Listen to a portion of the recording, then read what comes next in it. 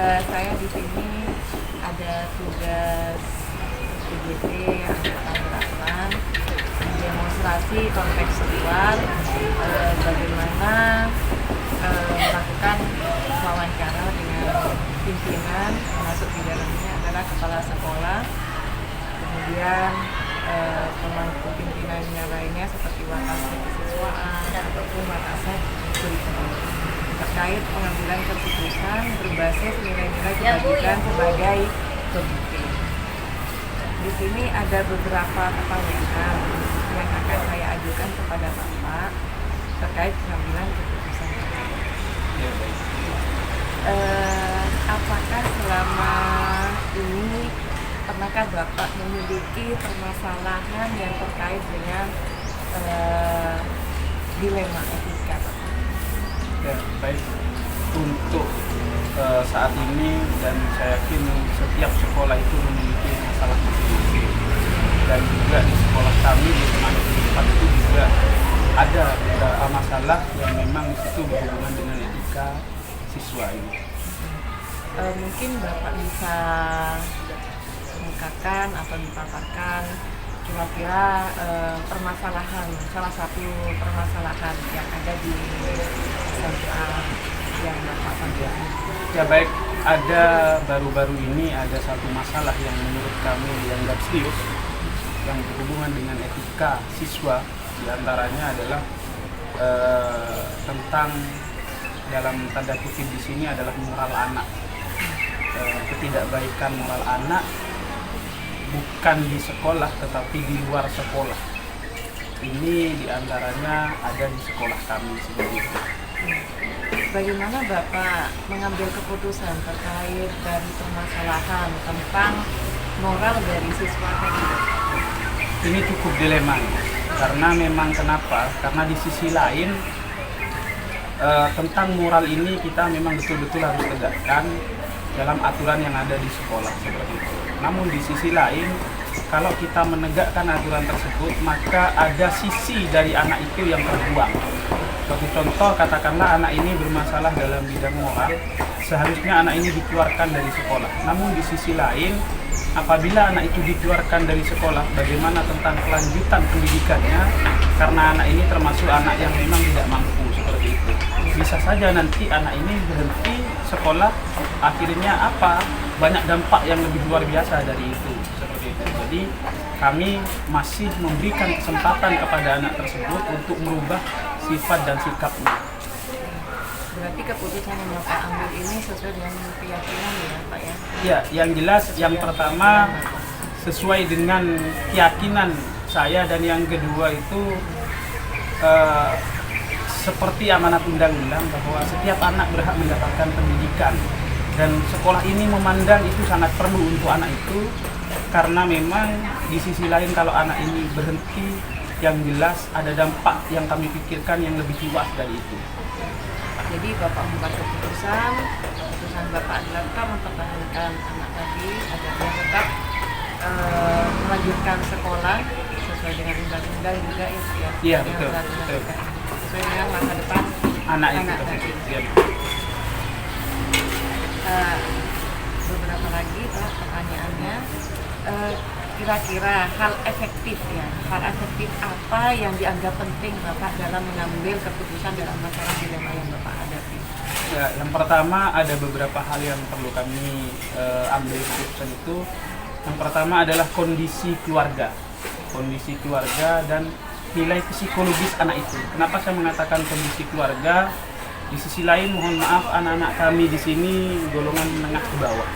Jadi pada saat kami mengambil keputusan, habis itu anak itu berhenti dari sekolah ini, maka satu, keluarga itu juga sulit untuk melanjutkan pendidikannya karena memang tidak punya biaya untuk itu. Yang kedua, kondisi psikis anak itu, manakala anak itu dikeluarkan, ada kata-kata dikeluarkan, seolah anak-anak itu menjadi anak yang nakal, dan bisa jadi anak itu nanti pergaulannya atau dia mau keluar malu ke teman-temannya karena dia dikeluarkan dari sekolah. Nah, jadi ada dua pertimbangan itu yang harus kami ambil. Yang pertama adalah kondisi keluarga, dan yang kedua adalah nilai-nilai psikis yang anak itu miliki. Jadi keputusan yang paling efektif adalah melihat kondisi anak tadi. Iya betul. Jadi dari apa yang sudah Bapak dapatkan, kira-kira tantangan apa yang ada saat Bapak itu mengambil keputusan tersebut? Ya, baik. Ada tantangan. Ya, tantangan yang pertama adalah kami harus memberikan motivasi terhadap anak yang bersangkutan hingga akhirnya anak itu harus berubah dari sifat dan sikap awalnya ini untuk menjadi lebih baik. Makanya yang harus saya lakukan, saya selaku pimpinan di sini, saya selalu memantau anak itu baik melalui teman-teman BK dan juga anak yang bersangkutan yang pernah saya tangani ini. Setiap 2 atau 3 minggu sekali maka anak itu saya panggil ke ruangan saya untuk diadakan katakanlah konselor bimbingan pribadi, karena memang yang jelas apabila anak ini sudah diberikan motivasi oleh pimpinan, insya Allah anak ini merasa saya diorangkan, dan yang kedua bisa jadi keputusan ini akan membuat anak ini merasa percaya diri dan insya Allah akan merubah sifat dan sikapnya tersebut. Jadi semuanya berpihak pada murid. Iya, betul. Dari apa yang sudah Bapak lakukan, proses ini ya Pak ya. Iya, jadi betul. memproses anak tersebut agar dia mengalami perubahan. Sebelumnya itu, sebelum Bapak sudah mengerti kondisi itu dan tahu permasalahan itu, tindakan Bapak atau keputusan Bapak pada saat itu langsung dilakukan pada saat itu atau masih dalam tahap proses? Ya, yang pertama kami melalui tahap proses. Kenapa melalui tahap proses? Kami harus mengetahui jejak rekam anak ini melalui guru BK terlebih dahulu. Kami memanggil guru BK, bagaimana kondisi keluarga anak ini, bagaimana kondisi sekolah anak ini, berapa jarak tempuh rumah anak ini ke sekolah, dan berapa kondisi keuangan anak ini berangkat ke sekolah, khususnya apakah anak ini uang jajannya berapa. Kami melakukan itu terlebih dahulu. Dan setelah adanya proses itu, kami bisa mengambil suatu keputusan bahwa anak ini memang harus dipertahankan karena banyak aspek-aspek yang memang anak ini harus tetap berada di sekolah, seperti itu. Jadi ada prosedur, tidak langsung Bapak memutuskan saat itu langsung tek gitu Ya, tidak, Jadi ada tidak. prosedur. Ya. Berarti dari prosedur itu pasti ada yang membantu ya Pak ya? Ya, betul. Berarti ada yang saling mendukung. Ya, betul. Mungkin dari BK, wali kelas, wali murid ya Pak Ya. ya? Mungkin ada faktor lain yang bisa yang mempermudah Bapak mengambil keputusan itu. Yang pertama, faktor pengalaman. Jadi awalnya memang saya juga berangkat dari kesiswaan yang mengerti tentang kondisi, sifat dan sikap anak itu seperti apa. Dari situ, dari pengalaman itu, saya ambil suatu keputusan bahwa ini yang baik untuk anak dan ini yang tidak untuk anak. Tapi intinya, mari kita dalam hal ini memanusiakan manusia. Artinya apa? Terkadang anak melakukan hal itu bukan karena dia sendiri, tetapi ada beberapa banyak faktor, diantaranya kita sebagai pendidik ini perlu memberikan motivasi dan dorongan untuk anak ini tetap dalam tanda kutip, tetap dia harus sekolah dan tetap harus sekolah seperti itu. Jadi intinya untuk mencapai sebuah keputusan itu Bapak sudah mempertimbangkan dari segala aspek. Iya, betul. Alhamdulillah keputusan yang sangat luar biasa Bapak. Baik. Dari apa yang sudah Bapak sampaikan, dari yang sudah Bapak paparkan tentang kasus yang atas permasalahan yang terjadi di sekolah Bapak, mungkin dari pembicaraan Bapak dengan saya, adakah pelajaran yang dapat dipetik dari situ dari pengambilan keputusan ini? Yang pertama menurut saya tetap memberikan kesempatan apapun kepada anak ini untuk tetap anak ini memperoleh pendidikan. Dan yang kedua, berilah kepercayaan dan tanggung jawab kepada anak-anak kita itu hingga akhirnya anak ini memiliki rasa yang luar biasa, rasa memiliki tentang sekolah ini, rasa memiliki tentang dirinya sendiri. Kenapa saya mengatakan rasa memiliki tentang dirinya sendiri? Apabila dia sudah diberikan tanggung jawab, maka dia akan memikul nama itu. Nama saya ini, saya sudah diberi tanggung jawab. Maka anak itu insya Allah tetap dalam koridor-koridor yang baik, dan semoga kedepannya bisa anak-anak kita ini lebih baik lagi dan akan menjadi anak-anak yang bermanfaat bagi yang jelas keluarga yang pertama, yang kedua kepada masyarakat gitu.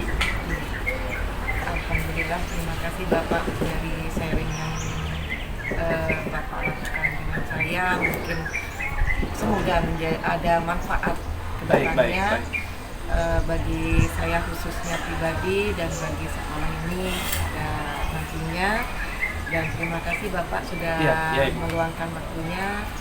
Mohon maaf mungkin ada salah kata dari saya. Saya akhiri. Assalamualaikum warahmatullahi wabarakatuh. Waalaikumsalam warahmatullahi wabarakatuh.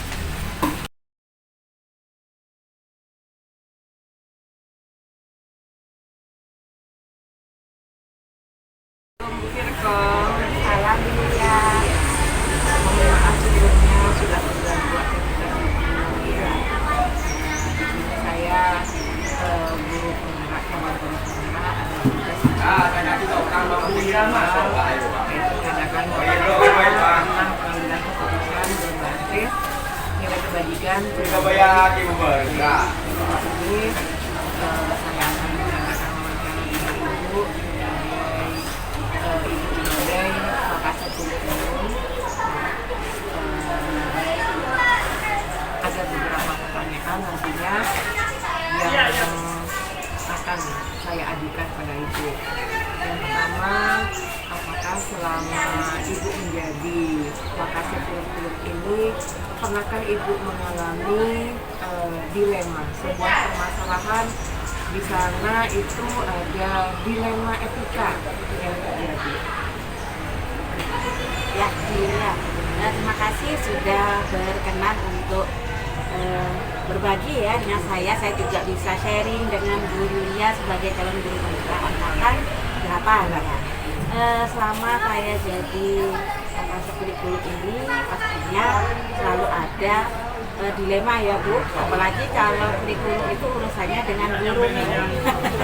Urusannya dengan guru itu agak sedep-sedep gimana gitu ya, karena kan teman-teman guru itu pemikirannya beda dengan anak. Kalau anak mungkin masih agak sungkan dengan kita, tapi kalau guru ini karena sama-sama teman sejawat, jadi kita harus benar-benar bisa memahami emosi ya. Kalau ditanya apakah pernah mengalami dilema, pasti pernah. Pertama ini, contohnya saja ketika saat ajaran baru, nah PPDB. Seperti Bu Yulia ketahui bahwa sekolah kita ini beberapa tahun ini mengalami naik turun jumlah siswa, yang ini pastinya berdampak terhadap kelas yang akan berlangsung di ajaran baru. Apalagi teman-teman kita ini semua sudah sertifikasi Bu. Nah, pastinya saya mengalami dilema bagaimana caranya agar teman-teman yang sudah sertifikasi ini aman ya, dan bisa membantu mereka seandainya mereka ada masalah kekurangan jam ini, bagaimana solusinya. Seperti itu pasti akan ada saatnya saya mengalami dilema, apalagi teman-teman yang misalkan ini punya pendapat, kalau saya ini sudah lama ada di sekolah ini, artinya saya didirikan dibandingkan orang yang baru datang. Masing-masing orang kan punya pendapat yang dunia. Ini ya kita dengarkan semua pendapat itu, kita tampung, kemudian kita cari bagaimana solusinya. Jadi dari permasalahan yang sudah Ibu berikan tentang istilahnya jam mengajar ini ya, terkait jam mengajar dulu, satunya yang sudah lama di sini, satunya yang baru, sama-sama sudah sama-sama membutuhkan waktu ya, membutuhkan jam pelajaran, jadi harus 24 ada sertifikasinya aman ya. Nah, jadi dari itu apa keputusan yang Ibu ambil? Nah, karena saya menghadapi situasi seperti itu, misalkan dalam satu mapel ini terancam ada yang kurang jam, maka saya akan memanggil semua guru yang mengaku mapel itu. Misalnya, contohnya pelajaran PJUK, kita punya dua guru yang sama-sama sertifikasi sertifikasi dan ada di sini juga sudah sama-sama lama Bu ya.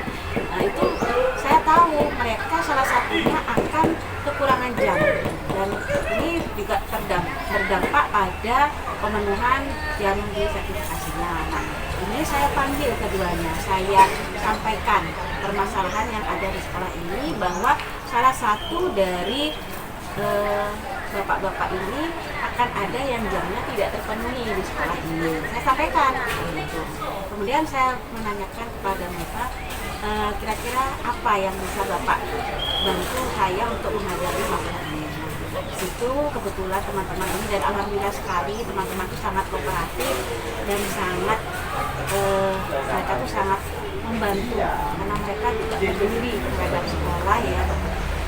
Mereka saya ini punya jalan wah misalkan di sekolah lain ada yang kurang dan bisa menampung untuk guru yang kurang jalan.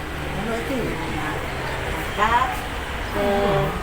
mereka berdua ini saling membantu untuk mencarikan jam temannya dan mereka saya minta untuk sepakat siapa yang akan nyari jam di solusi yang luar biasa untuk keseluruhan anak. Ya, biar sama-sama enak antara mereka, tidak ada yang merasa kok saya ini dirugikan, tidak. Tapi dua-duanya saya sampaikan permasalahannya. Kalau dua-duanya minta ngotot di sini harus terpenuhi tidak bisa ya, daripada mereka berdampak seperti itu, mereka sama-sama mencari jalan. Jadi apa yang Ibu lakukan tadi adalah sebuah proses, Ya, sebuah proses agar semuanya merata. ya, Berarti ini adalah sesuai dengan keyakinan Ibu yang apa yang sudah dilakukan ini berarti sudah ada apa? Sudah sesuai dengan keyakinan apa yang sudah diyakini dalam hati Ibu ya. ya. Ya, jadi tidak ada apa namanya keterpaksaan, tidak ada. Dan tidak ada oh saya berat sama si A, saya lebih mementingkan si B, tidak ada. Sama-sama semuanya saya berikan pemahaman, sama-sama keduanya saya minta untuk berkomunikasi bagaimana jalan keluar terhadap masalah yang dihadapi. Karena kepedulian Ibu Iya, teman ya. Jadi langkah efektif tadi Ibu memanggil teman-teman yang kurang jam ya, lalu kolaborasi bagaimana caranya, apakah bisa mengambil jam di luar ataupun apa namanya sama-sama istilahnya sama-sama rata jamnya itu ya. Jadi dari apa yang sudah Ibu paparkan ini berarti ada tantangan. Nah, nanti ada tantangan ya Bu ya. Nah, kira-kira tantangannya apa ya Bu ya dari keputusan ini? tantangannya adalah ketika salah satunya akan keluar, nah ini kan mereka akan terbagi waktunya. Apalagi misalkan seharusnya mereka tuh fokusnya hanya di sekolah ini, tetapi karena punya tanggung jawab di sekolah lain, maka kita harus bisa juga memberikan konsekuensinya apa. Karena kita istilahnya menitipkan kita ke sekolah lain dan kita bagaimana menjaga agar guru ini di sekolah lain itu tidak ada kesan hanya butuh jam, sehingga kita memfasilitasi misalkan beliaunya ini ada kegiatan di sekolah tersebut karena memang kita tidak ingin bahwa ada kesan bahwa sekolah ini hanya ingin nitip guru saja. Mereka juga punya tanggung jawab di sekolahnya. Jadi dalam proses pengambilan keputusan ini Ibu langsung memberikan keputusan pada saat itu juga pada saat dosen PPDB melalui prosedur juga ya Bu ya, Iya, proses pastinya, juga ya. ya. Dari apa yang sudah Ibu lakukan atau pengambilan keputusan Ibu, adakah himbawan Pastinya, ya? pastinya. Siapa saja? Artinya saya menyampaikan permasalahan saya kepada kepala sekolah, kemudian juga setelah kepada kepala sekolah tentang apa permasalahan yang terjadi, kemudian saya juga teman-teman dua tadi ini, teman-teman ini, kemudian saya juga meminta tolong kepada teman-teman yang lain yang mungkin mendapatkan informasi tentang sekolah yang memang ada jam sesuai dengan mampu kita. Jadi butuh proses yang Pasti dan butuh orang yang membantu. jadi dari apa yang sudah ibu paparkan kepada saya tadi, dari pertanyaan jawaban ibu, mungkin ada pembelajaran yang bisa kita petik hari ini. Pembelajarannya adalah kita saling komunikasi. Suatu permasalahan bisa diselesaikan jika ada komunikasi di antara kedua belah pihak. Kemudian kita juga saling menahan ego kita, jangan mentang-mentang saya ini adalah senior di sekolah ini misalkan, maka saya yang harus diutamakan, harusnya ada seperti itu. Kemudian juga bagaimana kita bisa mengambil keputusan dengan tidak merugikan orang lain, untuk memuaskan orang lain tapi kita mengambil jalan terbaik, jalan tengah agar semua sama-sama terselesaikan. Jadi dari semua ini tujuannya adalah untuk kepentingan bersama. Mungkin ini saja yang bisa saya tanyakan pada ibu. Terima kasih sudah memberikan waktunya pada saya untuk penyelesaian tugas ini. Apa yang sudah ibu paparkan akan menjadi pelajaran bagi saya. Terima kasih Bu Yulia, semangat terus ya. Sama-sama. Terima kasih Bu Ira. Terima kasih.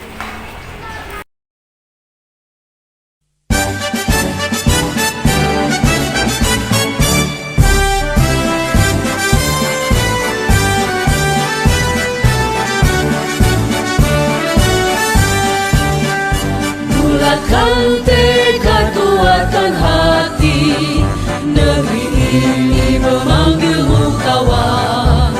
Belajar bergerak berbagi untuk negeri, guru penggerak majukan pendidikan. Guru penggerak menghamba pada murid, kreatif rancang pembelajaran. Hargai potensi, tingkatkan prestasi, lahirkan profil pelajar Pancasila.